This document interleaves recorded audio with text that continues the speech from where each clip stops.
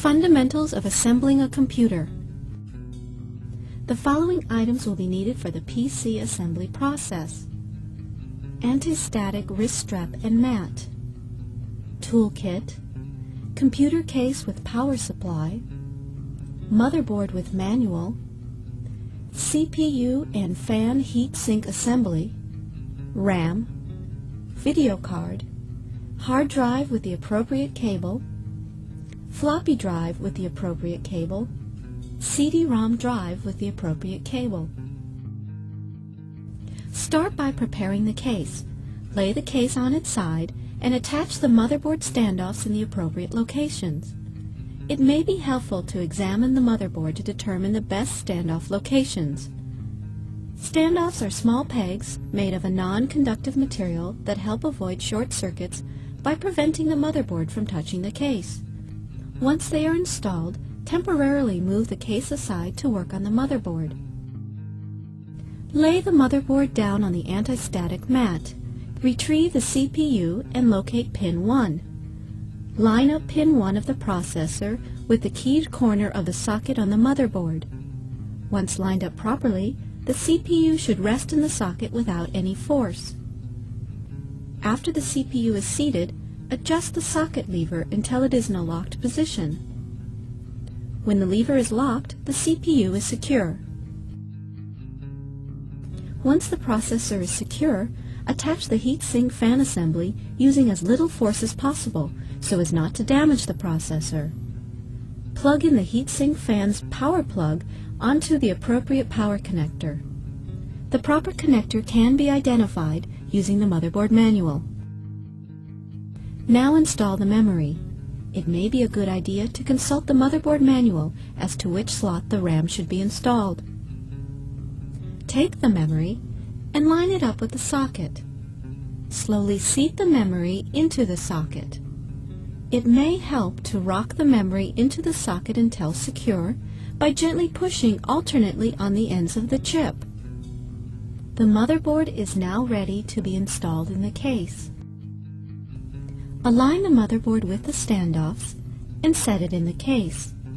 The motherboard may need to be pushed back slightly against the I/O plate to get it to line up correctly. Once the motherboard is seated, use the proper screws to secure it to the case. Now connect the front panel LEDs to the motherboard. The proper location for each LED plug should be outlined in the motherboard's manual. Position the computer case so that it is easy to gain access to the drive bays. Locate an empty 3.5-inch bay and push out that bay's cover. Retrieve the floppy drive and line it up with the open bay. Slide it in until the front of the drive lines up with the front of the computer case. Select the screws that are designated for the floppy drive and screw them in both sides. Now retrieve the hard drive and make sure the jumper is set to the master setting. Now line it up with the lower 3.5-inch bay and slide the hard drive in until the screw holes line up with the case rails. Select the proper screws and secure the hard drive to the case. Locate the 5.25-inch bay to be used for the CD-ROM. Reach into the bay and push out the cover for this bay. Retrieve the CD-ROM and make sure the jumper on the back of the drive is set to cable select. Now slide it in from the front of the case. Push it back until it is flush with the front of the case. Select the correct screws and secure the CD-ROM to the case. Locate the proper ribbon cable for the floppy drive. Attach the end with the twist to the back of the floppy drive. Take the other end and connect it to the floppy connector on the motherboard. Make sure pin 1 lines up with the proper pin on the motherboard connector. Retrieve the ribbon cable for the CD-ROM drive. Attach one end of the ribbon cable to the back of the CD-ROM. Then attach the other end to the secondary IDE connector on the motherboard.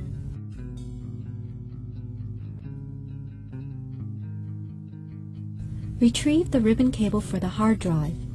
Attach one end of the ribbon cable to the back of the hard drive. Then attach the other end to the primary IDE connector on the motherboard.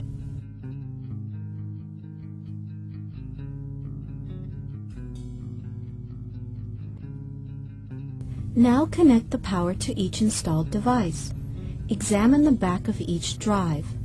Find the power connectors on the back of each drive and connect the correct power cables to the CD-ROM drive, the hard drive, and the floppy drive. Next, connect the ATX power connector to the motherboard.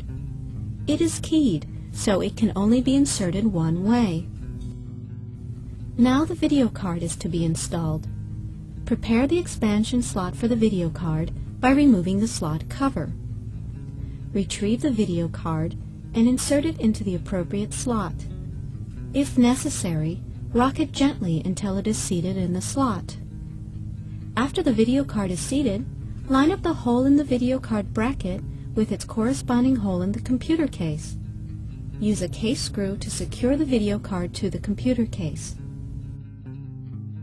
The PC is now ready to be booted up for the first time. However, before closing the case, go over everything that has been installed and make sure all connections are secure.